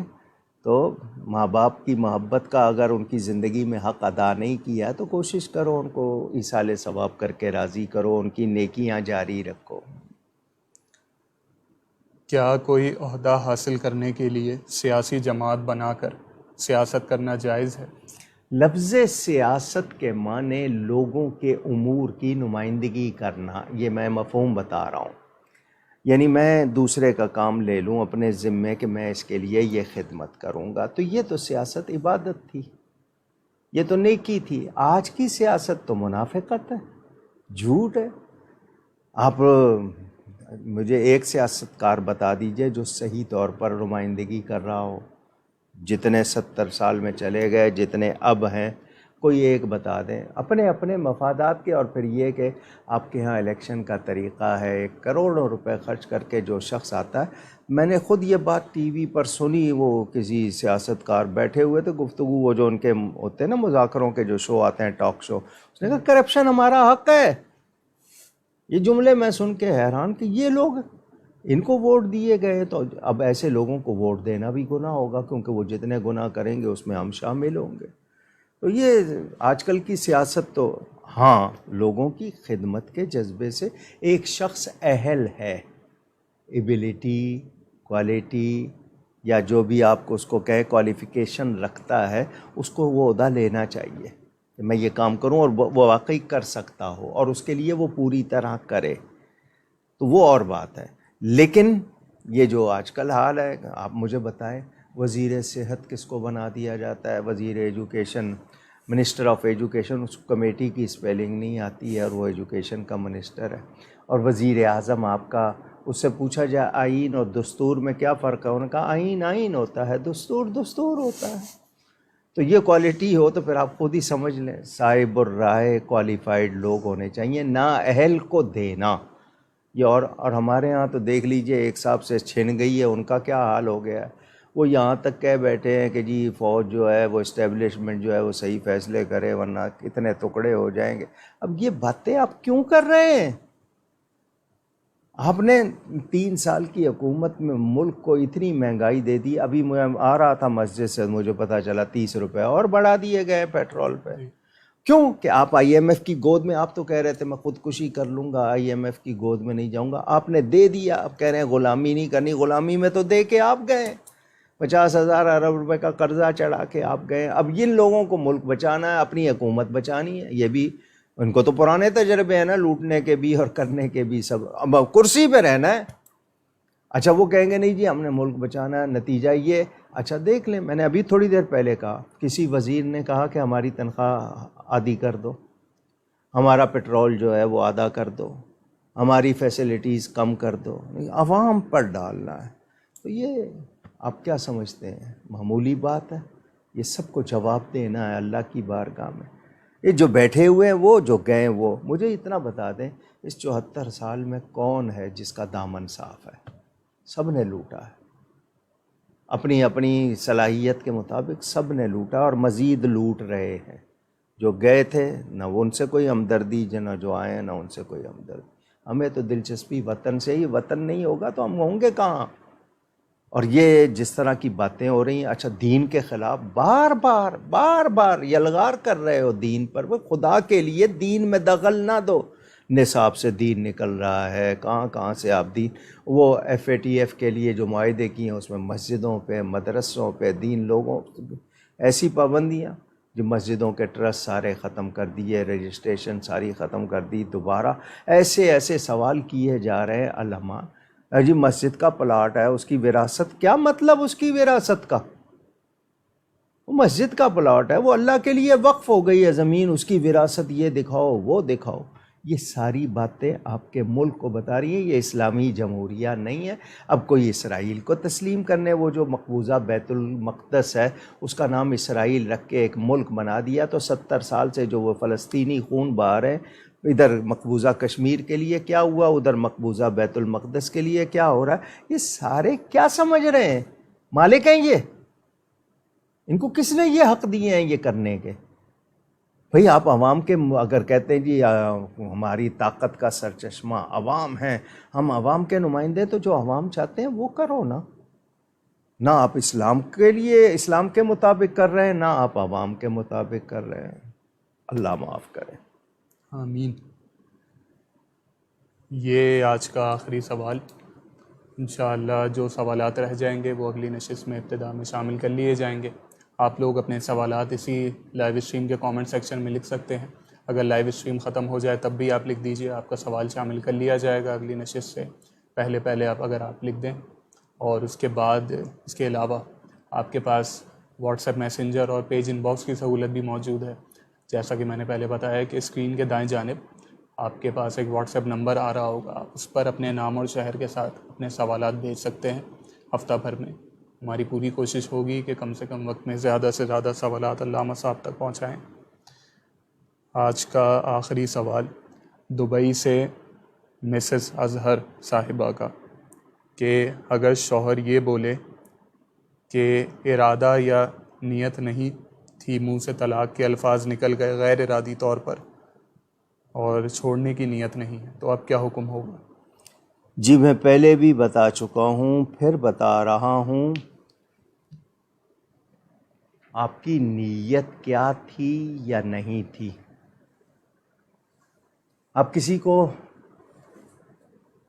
غلط لفظ بول دیں، گندا لفظ بول دیں، جس کو گالی کہہ دیتے ہیں آپ، کہ میری نیت نہیں تھی، تو کیا مان لے گا؟ طلاق وہ چیز ہے، غصے میں دی جائے مذاق میں دی جائے پڑ جاتی ہے. آپ نے زبان سے نکال دیا یا لکھ دیا، طلاق ہو گئی. اب آپ کا کوئی بہانہ نہیں چلے گا. ہاں اتنے نشے میں ہوں آپ کے دائیں ہاتھ اور بائیں ہاتھ کی تمیز نہ ہو، آپ کو پتہ ہی نہ ہو کہ دایاں کون سا، اتنا نشہ ہو، تب آپ بات کر سکتے ہیں کہ جی ہوش میں نہیں تھا. لیکن اس قدر نشہ ہو کہ دائیں اور بائیں، جب اتنی ہوش ہے وہاں پہ طلاق کا لفظ آپ کو یاد ہے، تو آپ سوچیں آپ کچھ تو ہوش میں ہیں. تو طلاق اگر آپ نے دے دی ہے، آپ کے منہ سے نکل گئی ہے، وہ پڑ گئی ہے.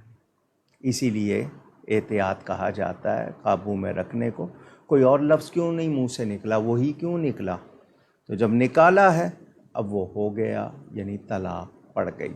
1 دی ہے، 2 دی ہے، 3 دی ہیں، وہ آپ کو پتہ ہوگا، لیکن نکالا ہے، طلاق ہو گئی. ہم ان تمام افراد کا شکریہ ادا کرتے ہیں جنہوں نے اپنے سوالات ہم تک بھیجے اور اپنے تعریفی کلمات سے ہمیں نوازا، جن میں زین العابدین صاحب، محمد علی صاحب، سائمہ سرور صاحبہ، صہیبہ منصور صاحبہ، شاداب حسین صاحب، ناصر خان صاحب، اعجاز عالم صاحب، فخر الدین صاحب، عبید وقاص صاحب، ابرار اکرم صاحب، فوزیہ عبد القادر صاحبہ، مرزا علی صاحب، طیب مرتضیٰ صاحب، شمشاد خان صاحب، مخدومی صاحب، عزیز رحمان صاحب، محمد اویس صاحب، اقبال رضا صاحب، مرتضیٰ چوہان صاحب، نوید احمد صاحب، محبہ ماکدہ صاحبہ، شاہ رخ صاحب، محمد عارف صاحب، عبد المصطفیٰ صاحب، محمد عدنان صاحب، ارمان اشرفی صاحب، غلام یاسین صاحب، اشرف خان صاحب، فیاض حنفی صاحب، طاہر احمد صاحب،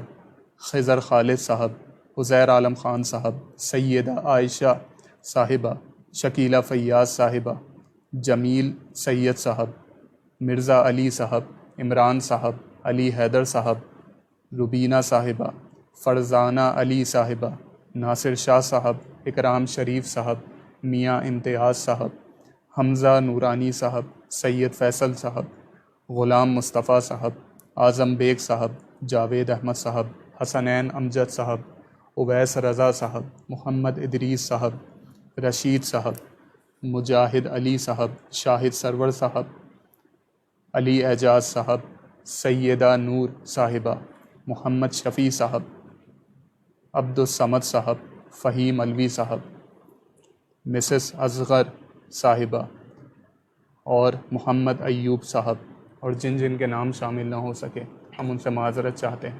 ہم آپ کے لیے دعا کریں گے، آپ ہمارے لیے دعا گو رہیے گا۔ بہت شکریہ زین صاحب کو اپنے ایک عزیز کی شادی میں جانا ہے تو یہ روانہ ہو رہے ہیں، میں آپ سے کچھ منٹ اور لوں گا۔ پہلی بات، گلزار حبیب ٹرسٹ کے زیر اہتمام اجتماعی قربانی کمبائنڈ سیکریفائز اس سال بھی ارینجمنٹ کیا گیا ہے، انتظام ہے۔ ذہن میں رہے کہ کئی برسوں سے یہ خدمت انجام دی جا رہی ہے سہولت لوگوں کے لیے، کیونکہ کچھ لوگ جگہ نہیں ہوتی جانور باندھنے کے لیے، کچھ لوگوں کو ڈر کہ چوری ہو جاتے ہیں، اور یہ کہ اخراجات بہت ہیں تو حصے ڈال لیتے ہیں، کیونکہ گائے میں اونٹ میں 7 حصے ہو جاتے ہیں۔ تو ہر سال یہ خدمت کی جاتی ہے، قربانی کی کھالیں اس طرح ادارے کو مل جاتی ہیں، لوگوں کے لیے آسانی کہ انہیں تیار گوشت مل جاتا ہے۔ تو اس سال پر شیئر فی حصہ 15,500 روپے پاکستانی، 15,500 پر شیئر پاکستانی روپیز رکھا گیا ہے۔ تو آپ کو یہاں پر شاید اسکرین پر وہ پوسٹر نظر آ رہا ہوگا، اس پہ ٹیلی فون نمبر لکھے ہوئے ہیں، کوئی باہر کے ملک سے ہیں تو بینک اکاؤنٹ بھی لکھا ہوا ہے۔ تو جو لوگ حصہ لینا چاہیں وہ شامل ہو سکتے ہیں، ان کے اندراج شروع ہو گئے ہیں، تو یہ خدمت بھی کی جا رہی ہے۔ اس کے علاوہ جب قربانی ہوگی تو آپ سے کہا جائے گا کہ قربانی کی کھالیں گلزار حبیب ٹرسٹ کو دیں۔ ہمارے پاس کوئی بہت کارکن نہیں ہے جو پورے ملک میں پھیلے ہوں، صرف ہمارے 2-4 افراد ہوتے ہیں۔ ہاں، ہم لوگ سواری کا انتظام کر لیتے ہیں، 2-3 کارکن، اگر کوئی خود نہیں پہنچا سکتا وہ ٹیلی فون کر دے تو کارکن جا کے وہ کھال لے آتے ہیں۔ اس طرح تھوڑا سا ادارے کو فائدہ ہو جاتا ہے۔ تو گلزار حبیب ٹرسٹ میں اس سال بھی اجتماعی قربانی ہوگی، 15,500 روپیہ فی حصہ رکھا گیا ہے۔ یہ آپ کو ایک اعلان بتانا تھا۔ ماہ ذیقات شروع ہو گیا اور یہ حرمت والے مہینوں میں سے ہے، لوگ حج کا سفر کرنا شروع کر رہے ہیں، حاجی جا رہے ہیں۔ 2 سال کرونا کی وجہ سے بیرون ملک آنے کی اجازت نہیں تھی، صرف وہاں سعودی عرب میں مقیم افراد حج کر رہے تھے۔ اس سال اجازت ملی ہے، لوگ جا رہے ہیں۔ اللہ تعالیٰ آسانیاں کرے۔ حالانکہ ابھی تک کعبے کے اور روضہ رسول کے کتنے حصے کو ابھی تک لوگوں کے لیے پوری طرح نہیں کھولا گیا۔ اللہ تعالیٰ بہتری فرمائے، اور جو حجاج جا رہے ہیں جنہوں نے ارادہ کیا، اللہ ان کا سفر مبارک فرمائے۔ مجھے آپ سے ایک بات کرنی ہے کہ یہ وطن ہمارا ہے، ہر پاکستانی اس کا ذمہ ہے اس وطن کی حفاظت، اس وطن کی تعمیر و ترقی، اس کو صاف ستھرا رکھنا، اس کو خرابیوں سے، برائیوں سے بچانا، ماحول بہتر رکھنا، اور اس کی سالمیت، اس کا خیال رکھنا۔ یہ ہم سے سب سے ہی، ہر پاکستانی سے یہ تقاضا ہے۔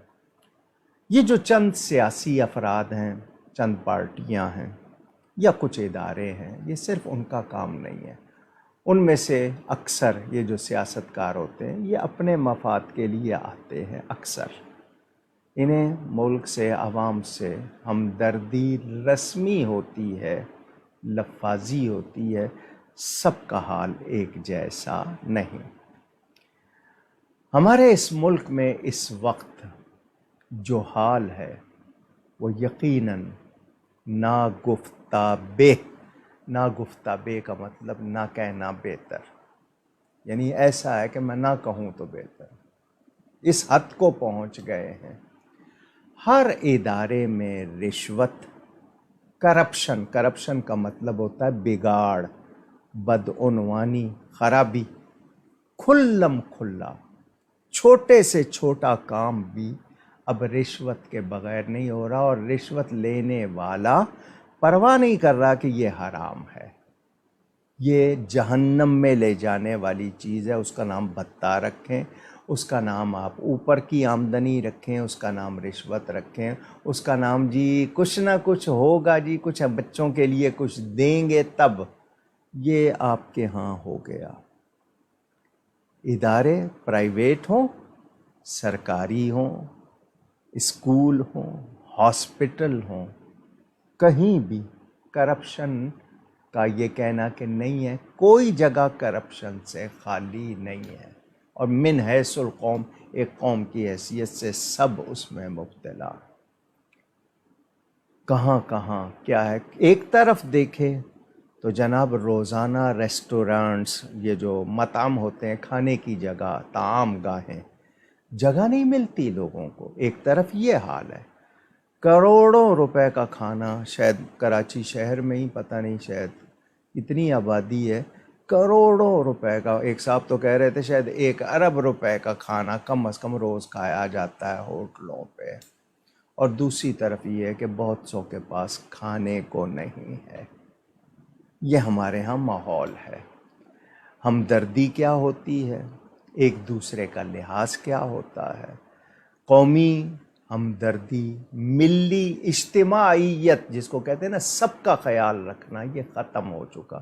رشتہ داروں میں ختم ہو گیا تو باقی میں کیا ہوگا؟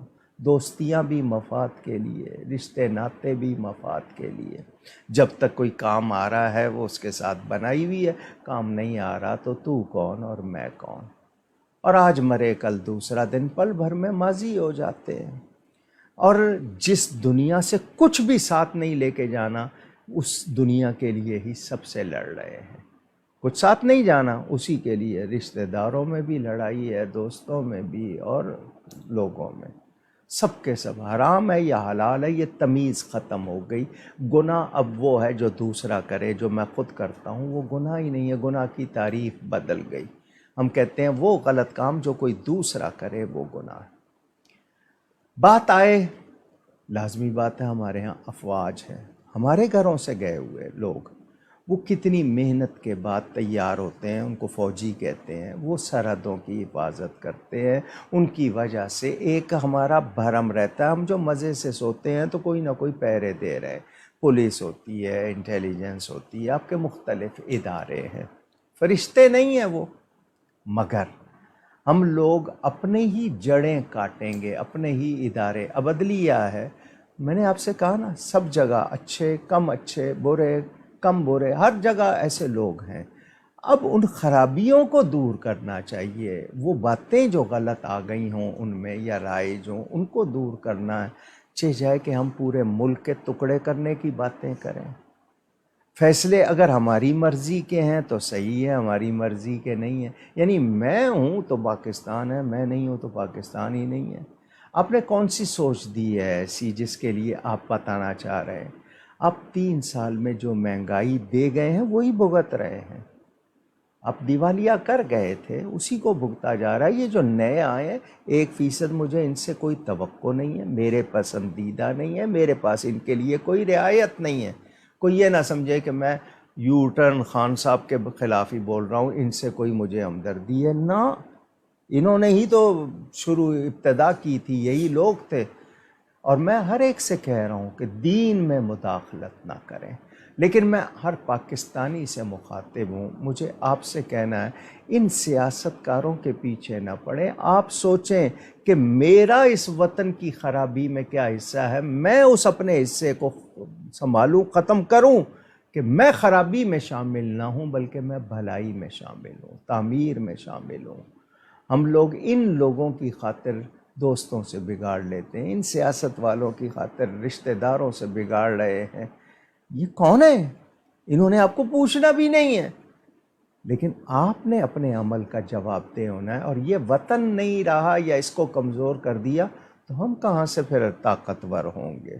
ہم سب کو مل کر اس وطن کی تعمیر میں حصہ لینا ہے، بچانا ہے اس ملک کو، یلغار ہے، آپ کیا سمجھتے ہیں یہ جو ایم او یوز ہوتے ہیں نا، میمورینڈم آف انڈرسٹینڈنگ، اس کو ایم او یو کہتے ہیں، یہ جو لکھے جاتے ہیں نا ملکوں کے درمیان، اداروں کے درمیان، یہ کرو گے تو یہ ملے گا، اور اس میں دین کے خلاف باتیں ڈالی جاتی ہیں اور ہمارے حکمران مان لیتے ہیں۔